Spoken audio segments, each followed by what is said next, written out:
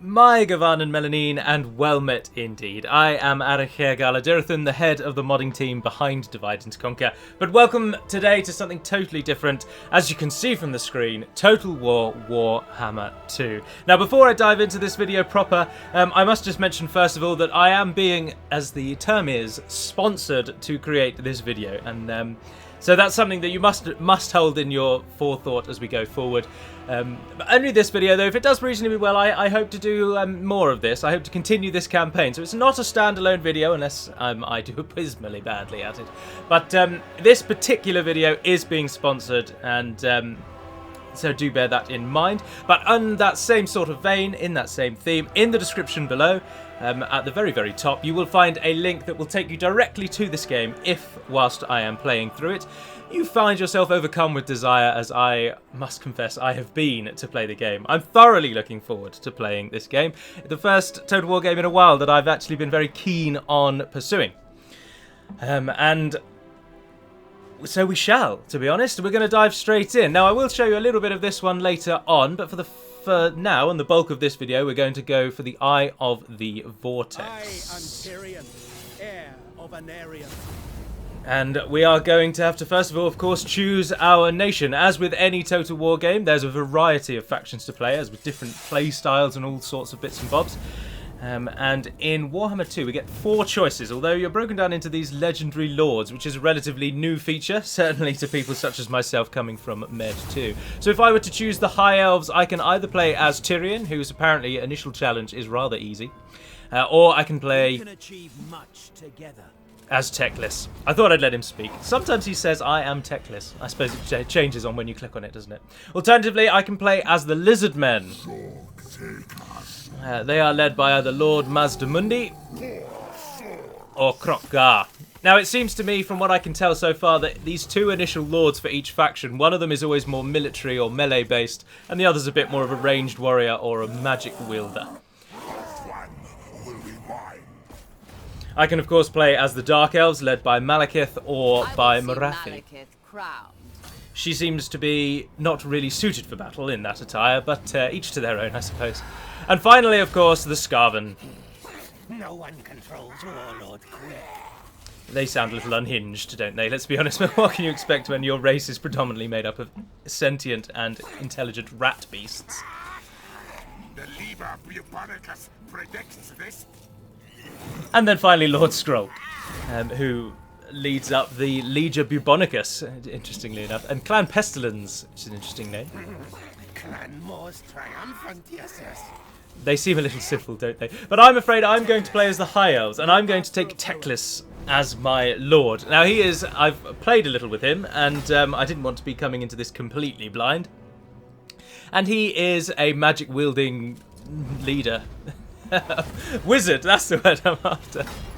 The initial challenge is said to be hard, but we do like a challenge, and I'm going to even play on hard, so strong possibility I might die, but this is really going to call into question my skill at these Total War games. Been playing them for years, probably not very good at them at all. Our race attributes: intrigue. Our influence can be spent on superior lords or used to affect diplomacy between factions, so we can play the Puppet Master. Espionage. By having a mere trade agreement, we get line of sight of assets controlled by trade partners. So getting a trade agreement is very, very useful if you wish to then invade that nation, as you'll be able to see their ports and whatnot. And finally, martial prowess. Superior coordination in melee combat when High Elves enter battle at full strength. I'm not 100% sure what that means, but hopefully it just means that in battle, I think that might mean if we have a full banner army, then our troops gain some form of melee bonus. I'm not too sure. Things like that take a little bit longer to play the game to work out. Now, choosing the Order of Lawmasters as opposed to Tyrion and the City of Lothern We can achieve much together. means we get a bonus diplomatic relations with men and High Elves, and our hero recruit rank is +5 for mages. Oh, or do mages come with a +5 rank when they're initially trained then? Anywho, our additional starting units are the Frostheart Phoenix and the Swordmasters of Hoeth. But anyway, let's get to it. Start the campaign. Oh, I'm going to skip past that. Alternatively, I can not, but I am going to skip past that in this instance. It's brief and it tells you a little bit about what's happening between Tyrion and Teclis. And whilst Tyrion remains on Ulthuan to defend the borders, Teclis is heading out. We do not come upon this place lightly. The world is in dire peril, and it falls to us once more to save it. The great Vortex is vulnerable. The guardians of the Those free dark peoples, by the looks of intent it. would seek to draw its power for themselves. This cannot come to pass. By gathering way fragments scattered across the world during the events of the Sundering, we may gain means to avert the collapse of the Vortex. This search takes us far from home, to the rich jungles of the lizards. The inhabitants of Lustria may resist our intrusion, but our cause must prevail. The Vortex must be secured, lest the world drown in a tide of chaos. Well, thank you very much. How they play, a little bit of a breakdown of how the Order of Lawmasters, being one of the two elven factions, how they actually play, or one of the two sub-high elven factions is better. And an initial mission to take any occupied settlement belonging to the Sentinels of Jeti. I'm not sure the pronunciation of the X, and I've gone with J for some reason. Seti, maybe? I'm not really sure. Oh, another mission. Ensure that one of the following buildings have been constructed, a rally field. Yeah, we can get onto that, that's not a problem. So, welcome to the main campaign. Now, the Vortex that he was banging on about is all the way over here. Right there. Well, that was rather handy, wasn't it? That's the Vortex. It's some form of great, giant, magical sink, basically, and all of the magics of the world that is that's not being used, or excess magic, is being drained out of a hole into reality over there, and that's stopping chaos from destroying and overrunning the world. But let us not forget that this is a Warhammer game, and chaos are the overall ultimate enemy. They are the anti-everything else. But this is just to give you a little idea of the map as well, and mostly for myself. I like to get my bearings when you start a campaign. This grey area out here, I believe, is not land that you can go on, which is why the colouring goes a bit funky when you go out to the edges, because it's highlighting that you've gone too far. So this square area here is the map for this campaign. Ulthuan is this horseshoe-shaped island here, which is the homeland of the High Elves, and that's where you start if you had chosen the other gentleman, in a city called Lothern, which is just there at the straits into the Central Sea. The other gentleman being Tyrion, of course. But we have started here on the possible island, maybe continent of Lustria, which, by the looks of it, the lizard men are heavily based on Mesoamerican society, particularly the Maya, the Aztecs, and the Inca, to compare that in. But anyway, let's get cracking. We are going to want to throw a few more units into this one, I think. I'm a fan of archers. Oh, that's useful, isn't it? That's very useful. That tells you that that's as many as you can get in this turn, which is very nice to see. Yeah, but he's going to have to stay there for a turn. Great Turtle Isle is our capital city. The Turtle Isles being the province. It has the same province system that Rome and then beyond all use. Of course, the last one that I played in depth was Shogun and Rome, to be honest. But Shogun and Med 2 have been my mainstay games for a while. So this is... a lot of it is new, mostly because it's Warhammer 2. But a lot of it is also just sort of semi-new, because Med 2 has none of these features. But the Golden Ziggurat is up here. I'll be heading to take that in just a moment. And to the southern side of the island are the Mud Isles, which are ruins, which is just totally alien to me. So we'll see what happens when we go over there. And if you go to this, the building browser, this is something I really like. There are more buildings to build. I like that there's a little bit more choice. Now, currently we have a militia camp, which is giving us recruitment of spearmen and archers, as you can see on the left-hand side. But if we bump up to the next one, we unlock a technology, and our archers can be trained with light armour, and we can get Lothern Sea Guard. It's also a mission of ours to train that, so we'll go for that. Although our public order is not very good. Difficulty level lowers public order. Oh, come on. No, I can spin the camera now. I've already set my mouse up, I must confess. So a lot of things I'm going to click on, you won't actually see me click on them. Some you will, most you won't. This is our technology tree as well. Another feature newer to the later Total War games, which I think is an excellent addition. It just adds an extra layer to the already layered game, but there are some, when you play Med 2 almost non-stop, you realise there are some shortcomings in the game. And it's good to see they are addressed. Right, so we've got to wait for him to be a turn. Do we recruit another lord? I'm not really sure. Much in the same way that, as I say, Rome and Attila work, your armies can no longer roam the world freely under captains. They have to be led. And now they are led by lords. Let's go with a woman, just to add some gender diversity, I suppose. You there, Shelled, because your name sounds like Shield. You've been chosen. Oh, what's your negative? -5% for archers, Loth and Seagull, chariot units. Missile damage is lower. No, we don't take that then. Oh, but your weapon strength is rubbish. What about you? 10% more upkeep, ill-prepared campaign line. Oh, that seems to be the lesser of the 4 evils we have to choose here. So I'm going to go with you, Amon. Defender of the Phoenix Throne. Welcome, my friend. Character details over there. Stance. Oh, you can put them into stances. Now, I have had a fiddle with the game already, just to get my sort of bearings, if you will. Oh, we've got an achievement. But I've obviously I haven't played in depth because I want to experience it at the same time that you do, and so some things are new to me, but other things, of course, being a veteran of the Total War series, I should say, a lot of things are not new to me.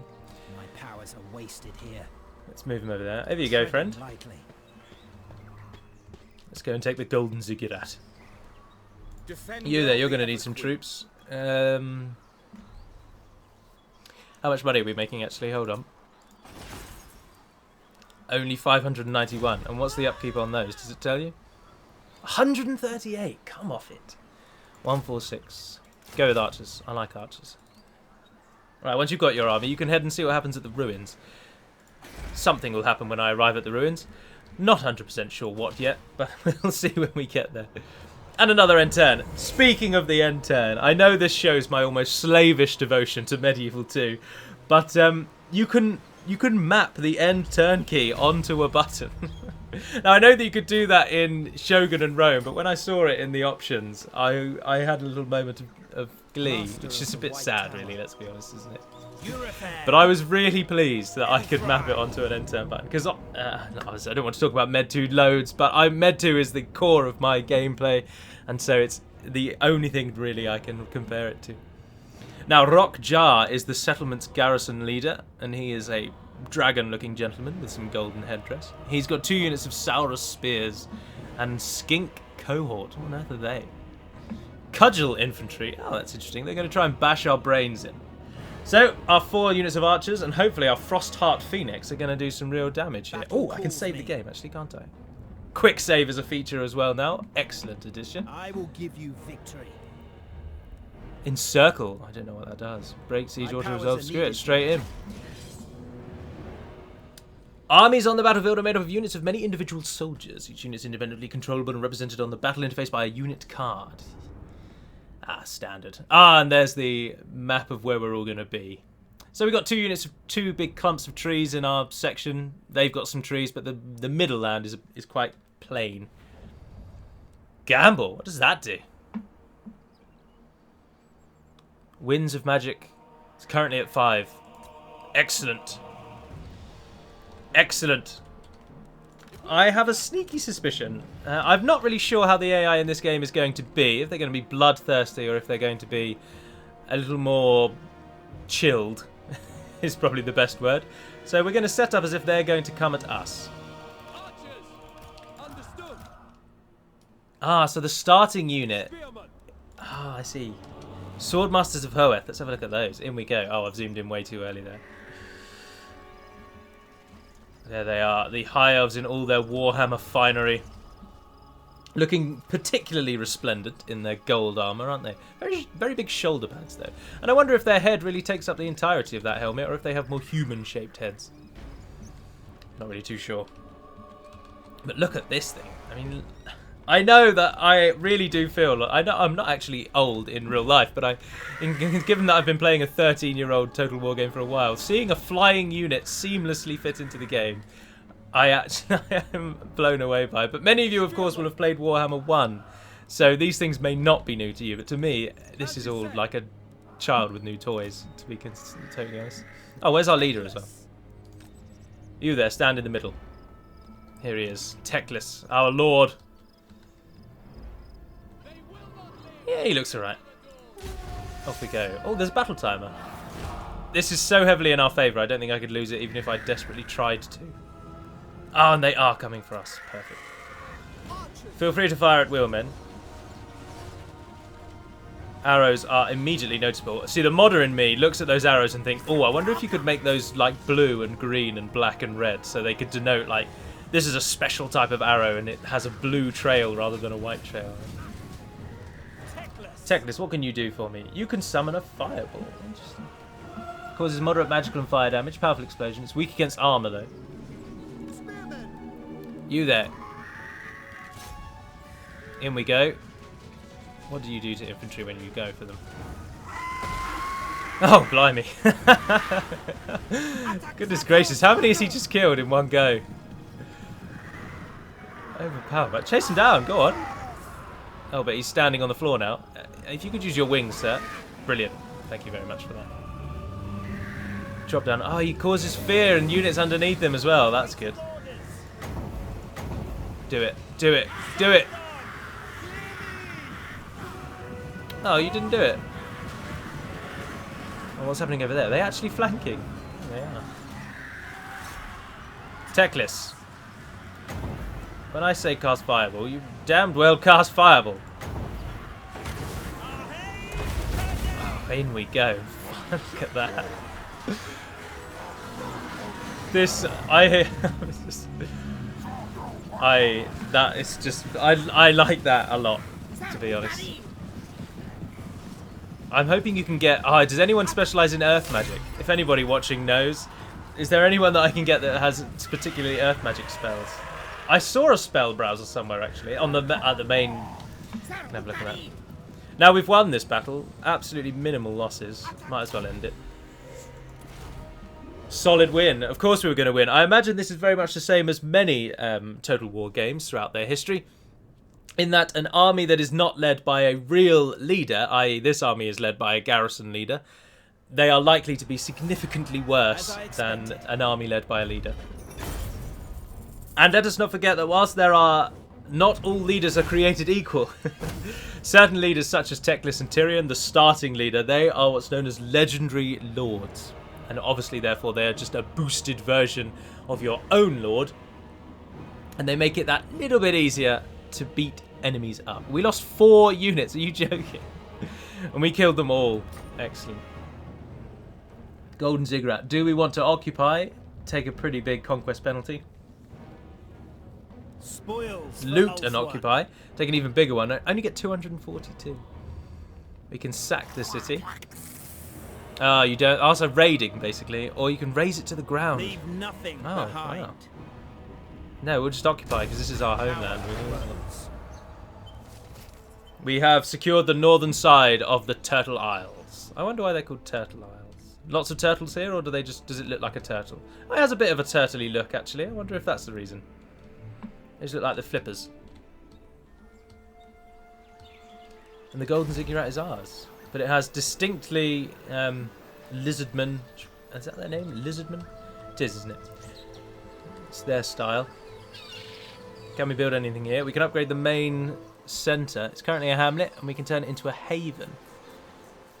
1,600. How much gold have we got? 2,700. Yeah, that's not a problem. Mission issued. Maintain control of one province either by direct ownership or through vassals. Military current total 0. Either by direct ownership or through vassals and military allies.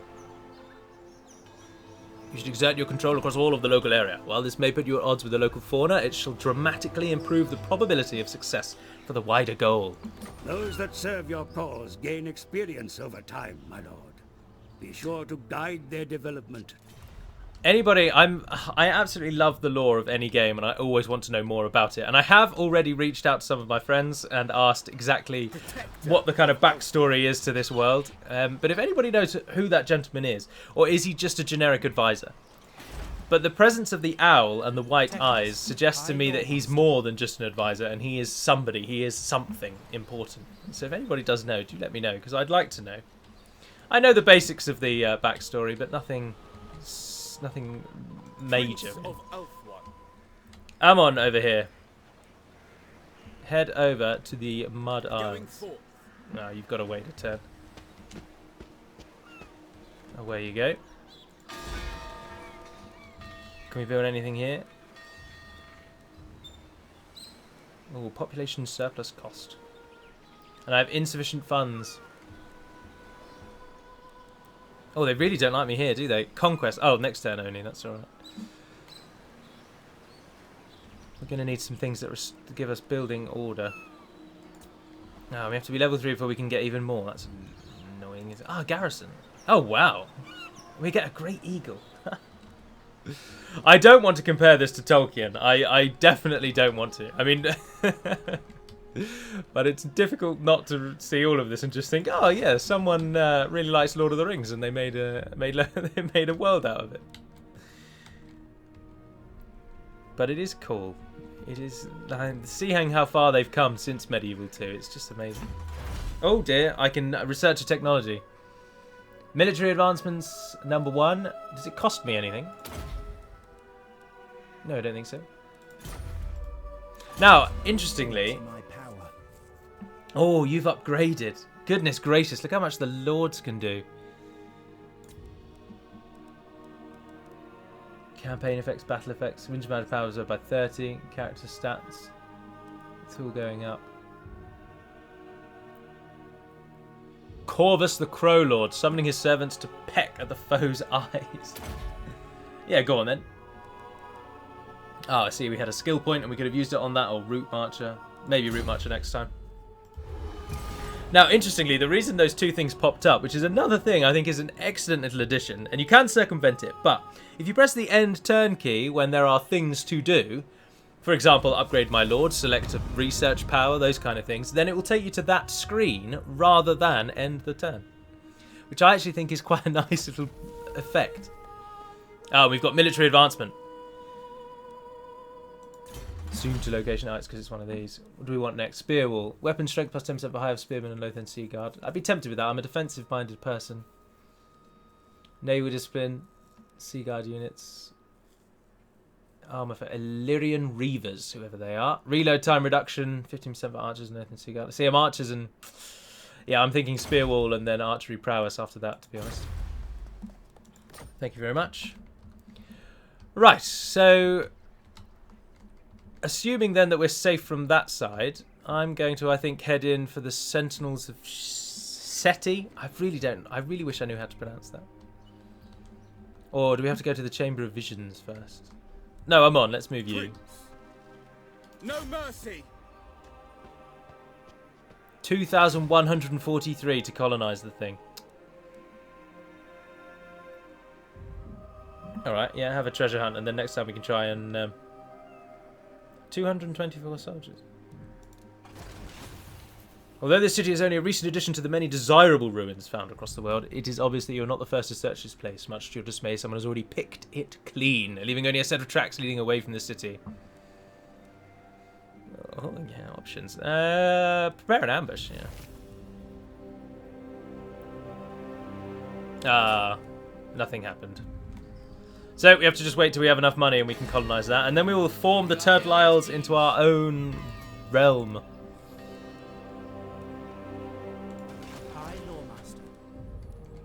Interesting. I don't know where to go.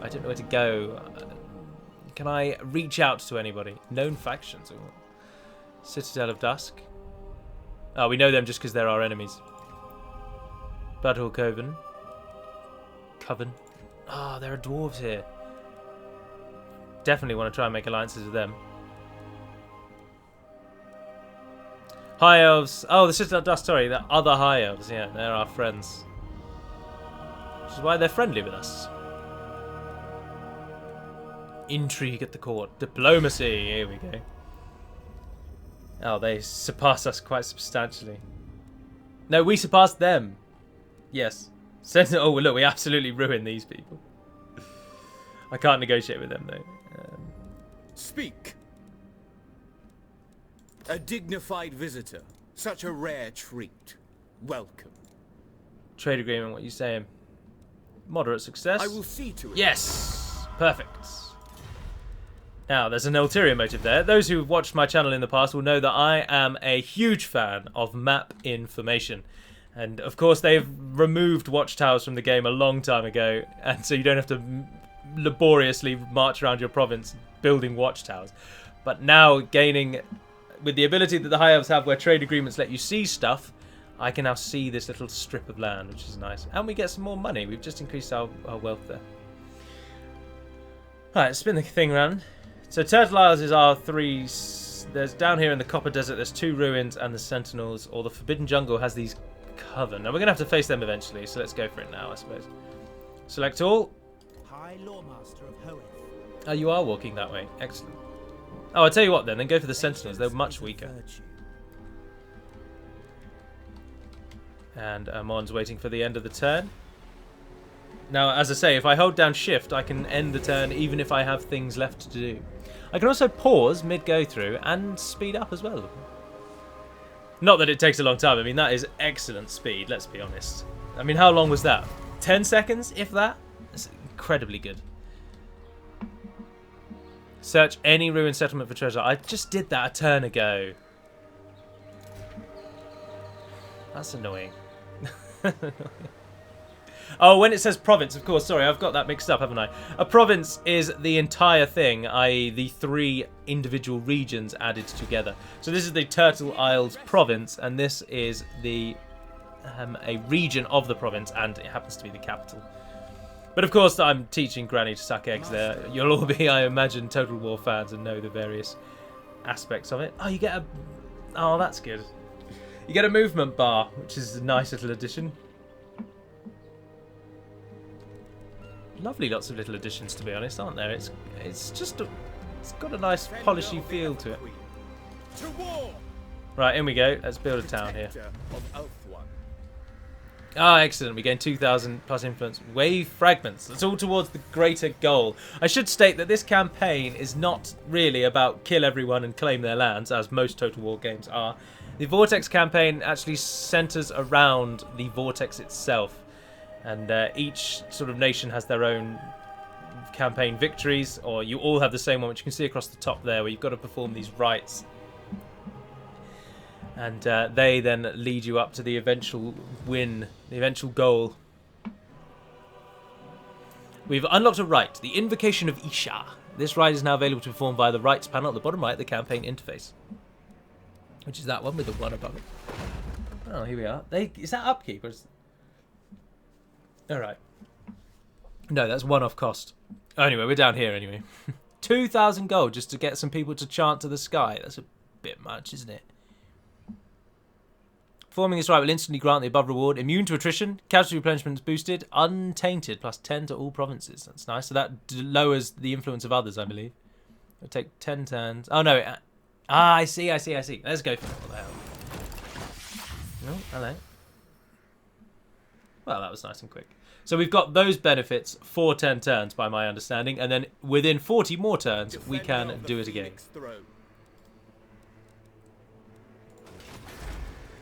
Mud Isles. You don't even have a hamlet built here, which means you can't do anything. Oh, but Elven craftsmen are over in the Golden Ziggurat. This is the amount of population surplus required to construct this building. This province's current surplus is displayed on the province info panel, which is over here, and you'll see we only have none, and we need 2. So it's not happening anytime soon, is it? Ah, he has no more movements. It's taken me home, because something can be built. But they normally have a build symbol above them if they can be built upon. Oh, it's not because you hate me, is it? Oh, exotic animals. This resource may provide a unique building chain when constructed, able to trade through diplomacy. Oh, that's cool. You can trade individual resources. I'm not really sure why it pointed me to my capital, but I'm just going to skip it. And then the turn. Ah, we gained 1. Oh, good. Good. Mission is to enhance your city. Ensure that one of the following buildings has been constructed in an elven colony. I assume that's over here. Is that the next one? Yes, it is. Now we've got to get to 2 first. 11 more turns before we get there. Teclis! Bring these fools down. I imagine then the This city is Sentinels fortified, of my lord. Seti, Weapons will Jeti... be needed to bring down the walls. Prepare your warriors for a long siege. An army made siege to an enemy settlement over many turns. Defenders of the siege settlement may sally forth to seek help outside. Ah, so standard siege rules. Withdraw. So we can't attack because we don't have any siege equipment, so we have to siege. Ah, we can build... Well, again, I've not played a siege battle yet here, but my Med 2 instincts tell me to build 1 battering ram, because anything more than that's useless, and to get 2 siege towers. But that's 5 turns, goodness. How long is it actually going to... 13. Oh, 13 turns for just a crappy little garrison like that. The gods have spoken. Alright, stay there, keep them blocked. It seems to me that the Sentinels of Seti, that's what I'm going to go with. Now, the Mandarin, that would be Shetty. Like, for example, the current president is called Xi Jinping, but his first name is spelled X-I. So I'm torn as how I want to say that. But I think they're the rebels, basically. I think these people are an actual AI with a brain that will attack us. But these people, I think, are just occupying the unoccupied places. Is my guess. I'm not too sure. I can't conduct diplomacy with them, which suggests that they are rebels. Oh, we get a construction slot in the Golden Ziggurat. And we can add military, advanced military, interesting, defenses, or infrastructure. Now, do we think that can be attacked? Now, this all depends on whether anyone can sneak across from these places, doesn't it? I'm going to go for infrastructure, and I'm going to build a homestead, because that will almost certainly give me more money. Growth plus 18, casualty replenishment rates up higher. Or we can build a watchtower, which provides greater garrison. To me, that seems like it'd be a waste of a slot. No, we'll go with farms.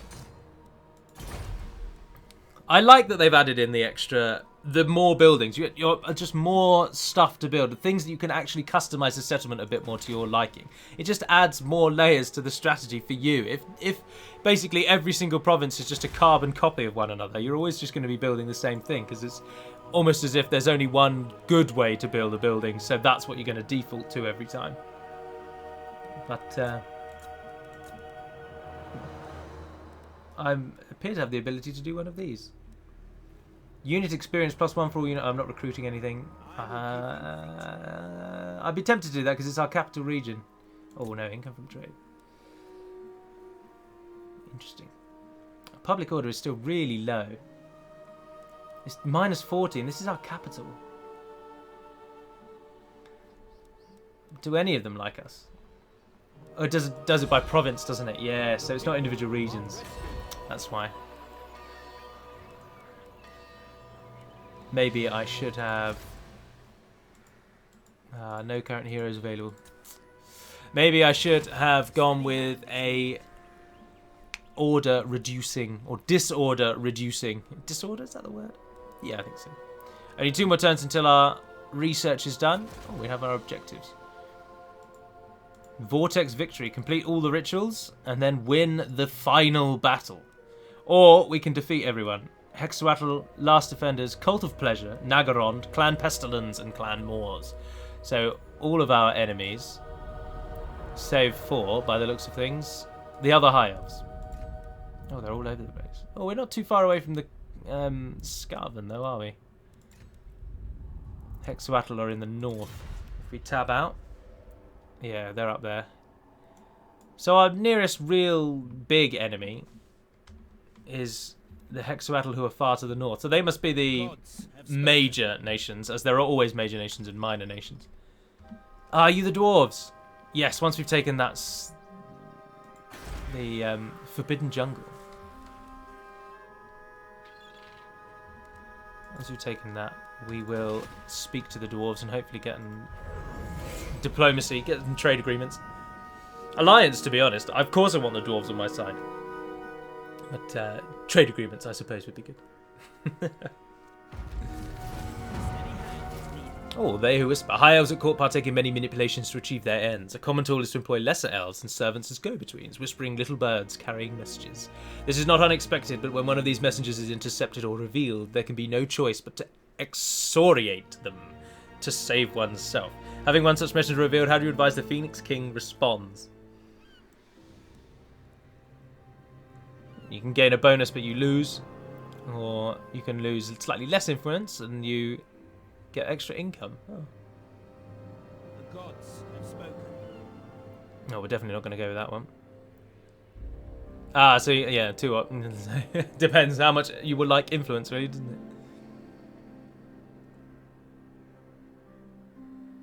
No, we will go with firing the messenger, gaining some money.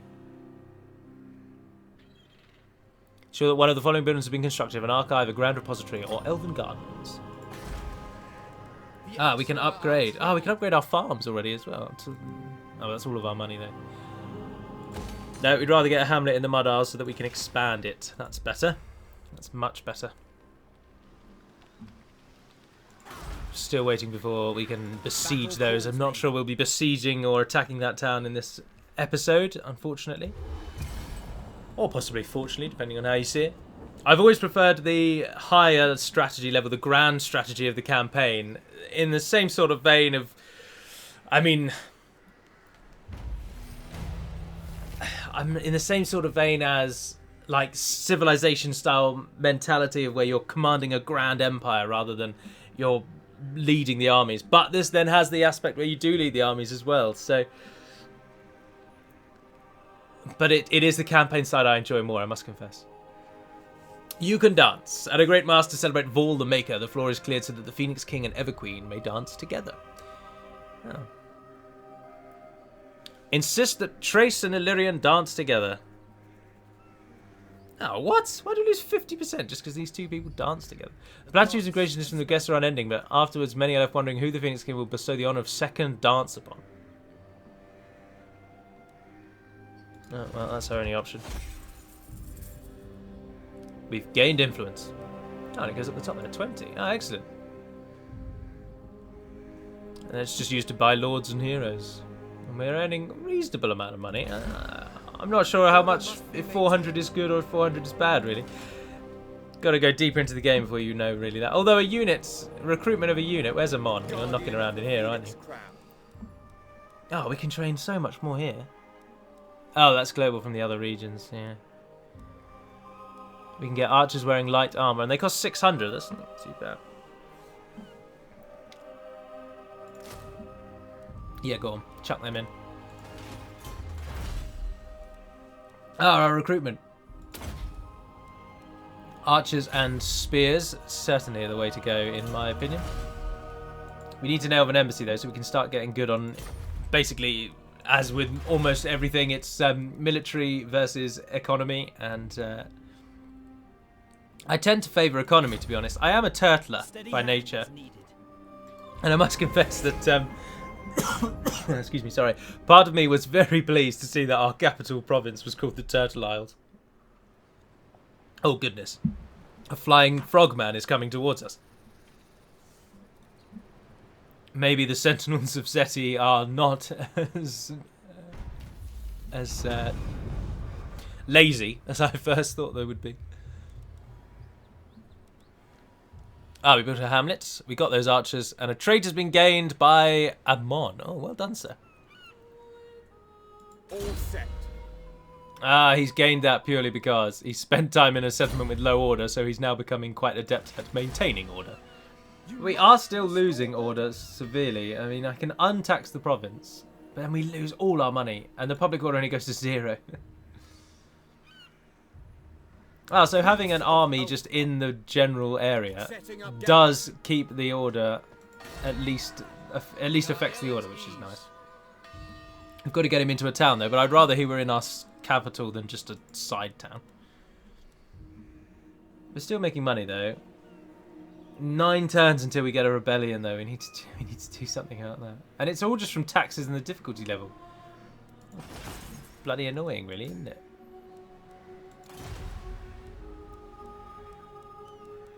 One wonders if it is possible that rather than turning tax just on and off, can I raise or lower it? But I don't think I can, unfortunately. Corruption is we have 0 corruption, so that one's useless. Why is one of these not giving me plus order? I need order in the towns. And I haven't got it. Upgrading to these, do they give you public order bonuses? No, they don't. Do you give a public order bonus? No, you don't. Neither does the dock. Give you victory. Building browser. Provides garrison. Maybe the garrison boosts it, I'm not sure. Public order, plaza, there we are. We need one of those. Someone build me a plaza. I've got to upgrade first. 5 more turns before we can upgrade. Now, this gentleman who's coming appears to have quite the army. And that's his power. I see. So you can only cast a certain amount of spells. Winds of Magic is your spell counter. He is going to be able to get to us in a turn. Ah, no. Is our siege equipment up? I mean, you're going to get one. Gods have spoken. All right. It's now or never, My friends. powers are needed here. We're going in. Siege them out. The battlefield is the terrain. Oh, thank you. I thought that would be informative, lore informative, but alas. Now, the Sentinels of Jetty. I think that's the town name as well as the faction name, which is interesting. So they are the faction that inhabit the city of their namesake, or rather the other way around. The faction is named for the city. I don't know. Oh dear. Oh, we can look at his army actually, can't we? Oh, you can't when it's loading. That's annoying. Ugh. Curses. You have to do that in the battle screen prior. I should have had a look before, shouldn't I? But I didn't. My first siege battle, you'll be pleased to know. There's a curve here. I'm interested to see what that is. I think it might be rocks, mountainous. And there appears to be 2 crossings into the city itself, with the square being right at the top there. Ah, we are going in. I was tempted to pause and redo the... so that the loading screen didn't pop up, but then I was gambling on it being quick. Oh, well, that's pretty cool, isn't it? Interesting. It's like a mix of Viking and Aztec design. Although, of course, Vikings did not wear horns on their helmets. But most people know that nowadays. Oh, and it goes off up into the giant pyramids at the back there. Good lord. Righty-ho, siege equipment. Who's on what? Oh, you're in the towers? Oh, wow. You know, if you hadn't decorated it with such fancy gold, we might have been able to build them in 4 turns rather than 5. Bloody morons. Right, what have we got to do here? There's towers. Oh, it's being held together with electricity. What madness is this? What hellscape is this? Oh, don't put the swordmasters on the battering ram, no. Spearmen, they are noble and they look cool, but they are our basic militia. Let's not lie to ourselves here. Teclis. Right. I don't know what Gamble does. Characters use power to cast a range of spells on the battlefield. As power reserve deplete, the range rate decreases. Ah, I see. We increase your character skills, and yeah, so skills make it better. I'm not going to gamble now because I don't know what it does. So we're just going to go for it.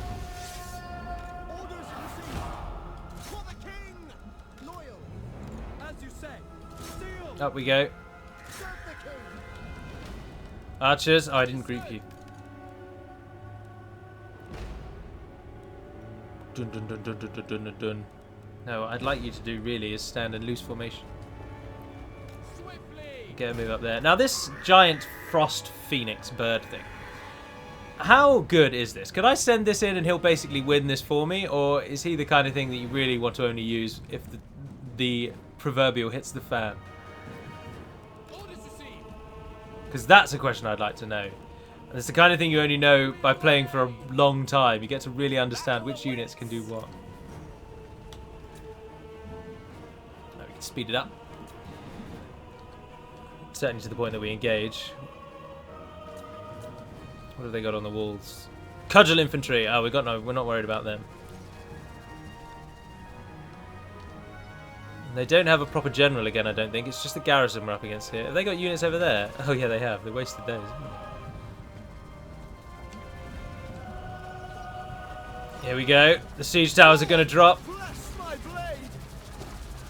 Oh, flag's in the way. Get your flag out of the way. Here we are. In they go. Oh wow. The entire battalion comes down the ramp at once. Go on, men. We're in on both sides. Siege ram's coming up. Archers moving into position. Oh, I set it to walk as default. You can have it so that they run as default. But I don't. I don't. Take it! Understood. How well are they doing? Attacked in flank. Yes, I realise you're being attacked in the flank. You're up there on your own. Oh, archers firing over the walls. I'm seeing flames appear on the wall. I'm not sure whether I should be pleased or disappointed at this. Oh, they're just the arrows hitting the rock. That's right. The lightning tower's not actually done as well as I thought it might. Oh, but it does have a distortion effect. Oh, wow. Does it kill more than one at a time, then? Is that the equivalent of a ballista bolt? It's not very accurate, though, is it? No, we don't have to worry. No, I think we're all right. Although they're taking quite a beating. There's the bar. Oh, it shows you the enemy and allied troops by numbers. That is very nice. Swordmasters, move up. Teclis, cover the archers. Bird thing. In we go. Oh, the enemy gates are down.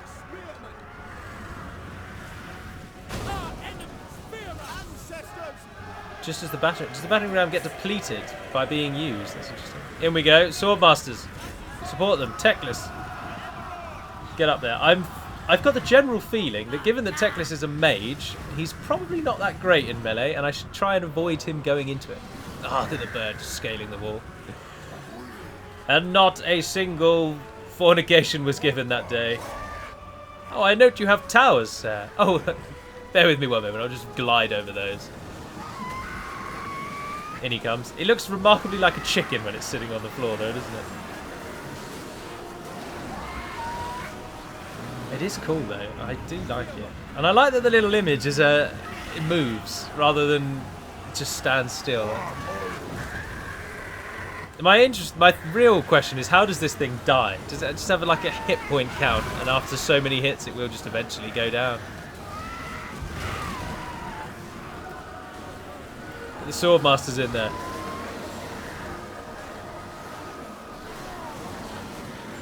Is there a better way we could use the Frostfire Phoenix? Frostheart Phoenix, sorry. I think we're winning. Our archers have still got most of them 50% of their arrows, to be honest. Oh, they're fleeing from the walls. Yes, and the banner of the High Elves rises above the right-hand tower.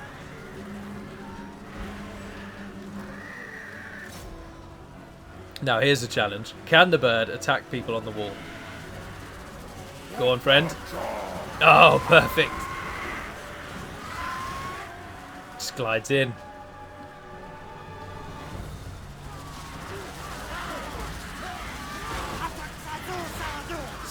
Getting smashed, aren't they? They're getting ruined. We have 717, 16. They're down to... We've got them down to about the same, and they started 60 higher than us. Our swordmen are frightening the enemy, or is that the Frostheart still lingering effect?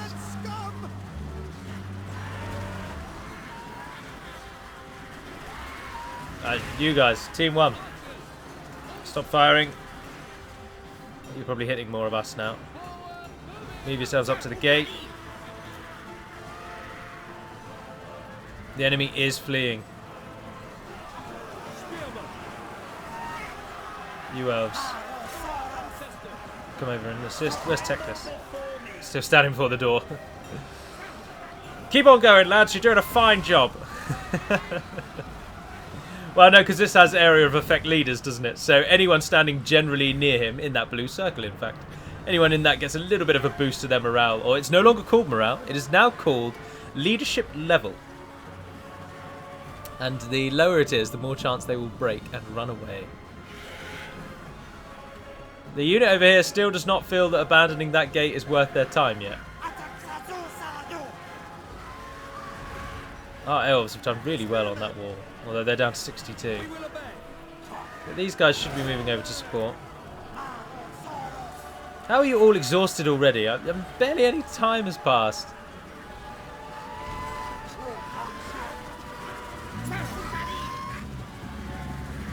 Do something a bit grander. Right, when we can, we'll get the elves through. The elves were all elves. We'll get the archers through. There we are, they're going down. Teclis, what are you like in melee? I'd be interested to see, actually. Troops are coming over. How well can you shoot a fireball at a unit when you don't have line of sight? That's the question.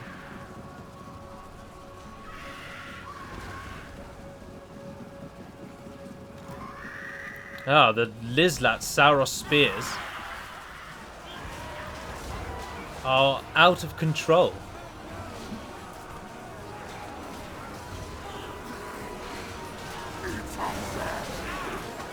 They're jumping around all over the place. Go on, lads. Give them hell. There, you're our spearmen.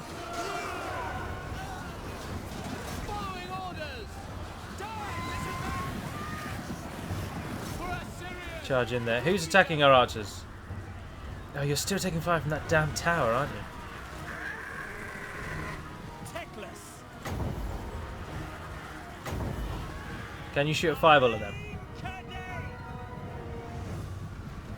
Did it just hit into the wall? Oh no, there it goes. Excellent. I only killed about 5. Oh, Teclis, you let me down, sir. The enemy is now bringing everyone forward. Archers.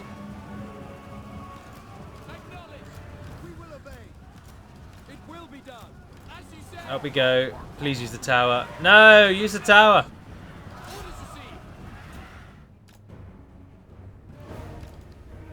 Run over there.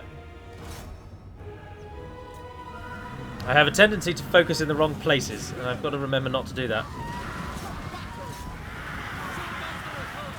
All of you hit those down there. Down we go. Get the archers down there. Teclis, get in. Frostheart needs some assistance. In fact, I think the Frostheart could probably do with pulling out. Can it fly from the middle of units, or does it have to walk out?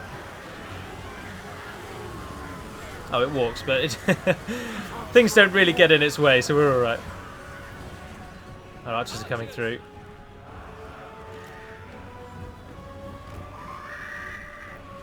Mossfire, feel free to go and sit on that wall there. No one's in control of the towers now, so at least they're not shooting us. But the fight is pretty much all here on that side. Oh, you can make the map bigger. That's good.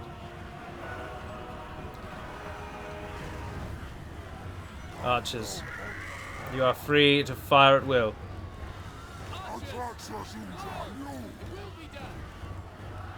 Anything you fancy, take the buggers out. Good job there. What are we down to now? 613 plays 400. We've got them. Teclis. Oh, you're in the middle of it all. What on earth are you doing in there?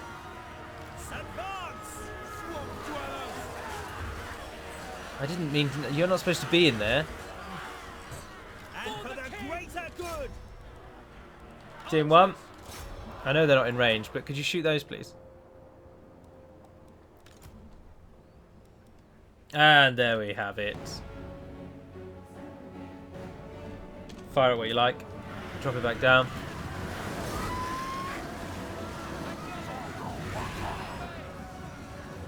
That is their whole army. I don't think anyone's in the centre. No, they're not. I'll tell you what you could do then. See how easy it is to snag the town centre with a flying beast thing. Flying units are alien to me, it has to be said. Very, very new, but they're damn enjoyable, aren't they? I hope he can level up and get stronger as it goes on. It's kind of like a quasi-hero unit, isn't it? Teclis, mate. I've told you a few times now. If you could just leave. Excuse me, sorry.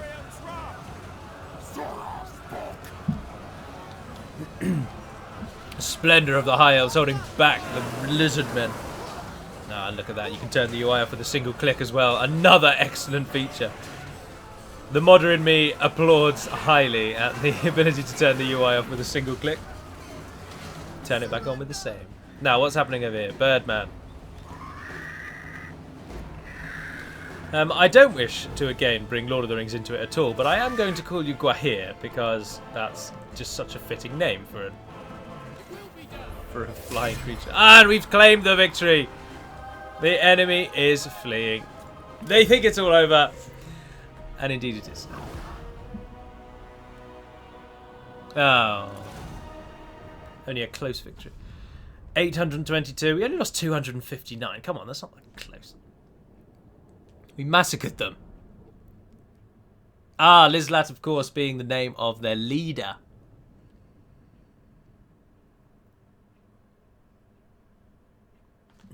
Oh, you can cycle through. Defended by lords and heroes. Diplomacy. We've already ventured into the realm of diplomacy. Lizlat has lost. Now we're then going to be defending, though, aren't we? Actually, and if Teclis is in a city and it's killed and he dies, there's a question: is Teclis immortal? Does he respawn to our team, or, as I perhaps fear, is Teclis just going to die and then you've got to go through the whole thing with no legendary lord? That's the real question. Now, to forgo the loading, I will see you in just a moment when it has loaded. And there we are, we have our victory. Teclis has gained a rank, we gained some gold, and in what was a close victory, unfortunately, we lose a few units. But we take the city. Now, do we sack and run away? Or we can raise it. We gain 1,600 for that. I am going to. I'm going to sack and run away. My infinite knowledge is yours. We'll go back home, get some light armor archers, get some better units, replen, and then we'll come back and hit the buggers next time. Defender of the Phoenix Throne. Entering the garrison. Oh, have you moved all you can? Oh, that's annoying. Oh, I'd already moved him before we fought, of course. But for now, that is going to conclude the little beginning campaign of Teclis' rise to power in this, what I assume can only be the saving of the world in relation to the Vortex. But before I go, there is just going to be enough time to show you what absolute delights lie in store. And I do say delights, I'd be eager to play Mortal Empires. And I shall show you that before we depart. But for this screen and for now, that'll be all. I'll see you in just a moment. And here we are. So by owning both Warhammer 1 and Warhammer 2, now you only have to have Warhammer 2 installed, which is a nice little feature, so you don't have to have masses of gigabyte space when you're not using half of it, but by owning 1 and 2, you have access to this, Immortal Empires, and it extends the game, well, by maybe 3 times. It's vast. You can play as any of the previous games, including the DLC, which I know as the Wood Elves. So your options, if you were to go for Mortal Empires, which, as I say, just requires that you have Warhammer 1 owned. You don't have to install it, you just have to own it. And you get the Warhammer 2 gameplay features and aspects on the map of everything with every faction, which is pretty cool. So you get the High Elves that we've seen already. So there's Tyrion, Teclis, Lord Mazdamundi for the Lizardmen, and Hrothgar for the Lizardmen, Malekith and Morathi for the Dark Elves. And, of course, Queek and Lord Skrolk for the Skaven. But you also get, of course, the nation that I personally would actually like to play as the most, the humans, the Empire provinces. Emperor Karl Franz is a legendary lord for them under the easy challenge. Sigmar's will. Balthazar Gelt is also an option for them, an easy challenge for the Empire. And finally, Volkmar the Grim, taking up the Empire's challenge as well. I'd love to play as the Empire, I must confess, but you can also play as the Dwarves. Thorgrim Grudgebearer, Dwarven Realms, Ungrim Iron Fist, an interesting design, and look at the beard on that man. I am the White Dwarf. Grombrindle. He would be the one I'd go with, I must confess. He looks the grimmest to me. And finally, Belegar Ironhammer. Interesting tidbit. Add a little E to that name, and you've got Great Ocean from Tolkien's Sindarin there too. You can also play as the French. Louan Leoncoeur, sorry. Or you can play as Alberic de Bordelot. Indulge you. And you can play as the Fey Enchantress, who I believe is the general kind of overall ruler of Bretonnia. Now, I say the French, and of course I jest, but not massively. This gentleman is called Alberic de Bordelot, and he comes from a region called Bordelot, which, roughly speaking, when you look at the map, which we will do in a moment, is basically where Bordeaux, the region of Bordeaux, lies within France. And Bretonnia is clearly based off of Brittany, which is a region of France. And anyway, by the by, just showing where it all comes from. And last you can play as the Wood Elves. There's Orion and Durthu, who is a sentient tree being, but he has fire raging through him, which doesn't seem like it would mix and match very well. But wait! I hear you cry. There is more. This little bar here drags you along. So Durthu and the Wood Elves are not the last. In fact, there are far more options. An outrageous amount of options, actually. It's quite good. So you can play also as, of course, the Orcs. Now, I call them Orcs. They are not. They are the green skin tribes. And Grimgor Ironhide is one of their legendary lords. As is Azhag the Slaughterer. Looks like an interesting gentleman. Supreme ruler of 8 peaks. Skarsnik of the Crooked Moon. And the Supreme Ruler of 8 Peaks. I've not entirely certain what that is, but I imagine it's quite a mountainous region. And finally, Wurzag the Great Green Prophet. I hate orcs. I'm just going to say it. Nothing about those 4 people entices me in. Why would you want to play as such a chaotic nation? But we'll get onto that even more in a moment. But first, we come to the Vampire Counts. Undead. Manfred von Karstein of the Vampire Counts is one of their legendary lords. You can also play as Heinrich Kemmler, who looks suspiciously like Gandalf on a bad day. Helman Gorst. Helman Gorst looks like a cultist from Warhammer 40,000, actually, which is quite a nice little crossover, isn't it? More of the Vampire Counts. Vlad von Karstein. Must be related, or just at least from the same place, as that's what von, whatever the second word means. Vlad from Karstein, or Vlad of Karstein. And finally, Isabella von Karstein. These Karsteins have got a little bit of a monopoly on the rulership of the Vampire Counts, haven't they? And then, as I say, speaking of chaos, if there is a tier below Orcs, it is Chaos, and they are in the game also. Archaon the Ever-Chosen, leading the Warriors of Chaos. Bringer of darkness. Along with Kolek Suneater. Grim, dark name. Warriors of Chaos again. Oh, hard. All these are hard. I'll have this world. Handsome and lethal.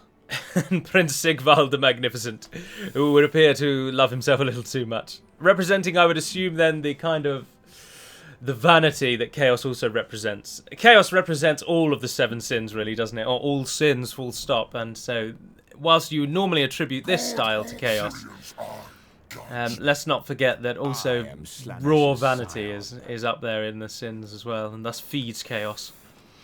But anyway, finally, you can play, and I do mean finally, the Beastmen. Khazrak the One-Eye, Beastmen Warherds. Oh, interesting.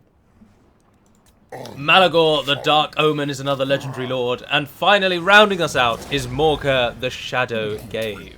All of these options. So Beastmen, Chaos, the Undead or the Vampire Counts, the Greenskins or the Orcs, the Wood Elves, the French, the Bretonnians, the Dwarves, the Empire, the Skaven, Dark Elves, Lizardmen, and High Elves. Rounding out all of the assets in the game. And just to show it all off in one grand epic, we are going to select Emperor Karl Franz, and we are going to just show you the map of Mortal Empires. I say we, I mean I. I'm just going to show you Mortal Empires, the grand map, so that you can get a feel for the scale and what it actually brings. So I shall see you on the Mortal Empires map.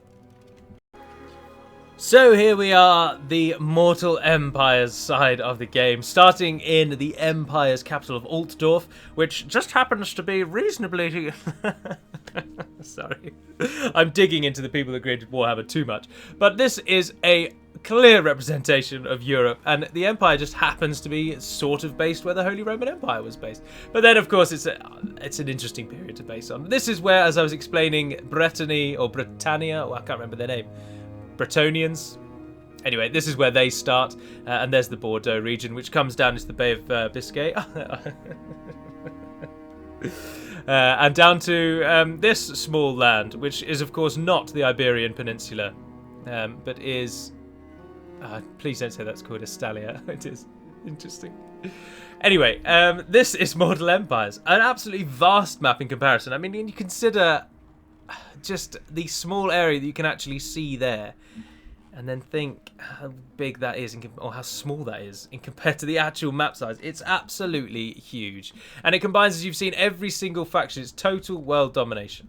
There's the islands of Ulthuan and the High Elves over there, we've already seen, and parts of the southern side of Cut-Off, which makes me think that this is set either in a different time period, different events have happened, because you'll note that Ulthuan looks ever so slightly different, and I suppose though that's because in the previous one this was the central focus, so it could be larger, represented better. This is obviously a bigger map, but maybe then shrunk in comparison to the two smaller maps that preceded it, but I'm not too sure.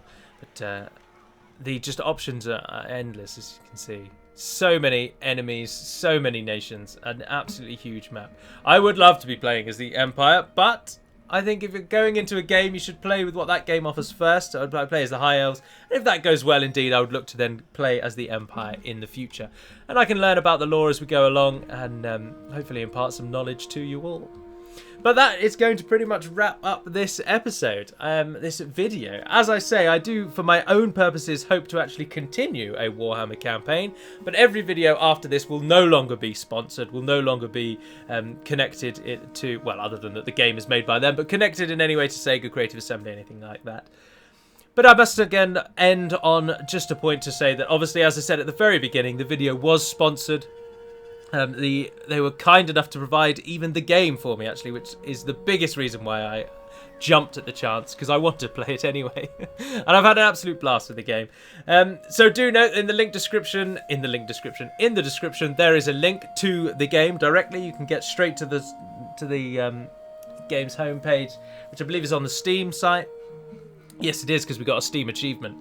And so you can purchase the game through that if you wish to. I do certainly hope that you have enjoyed the episode and you continue to enjoy my content.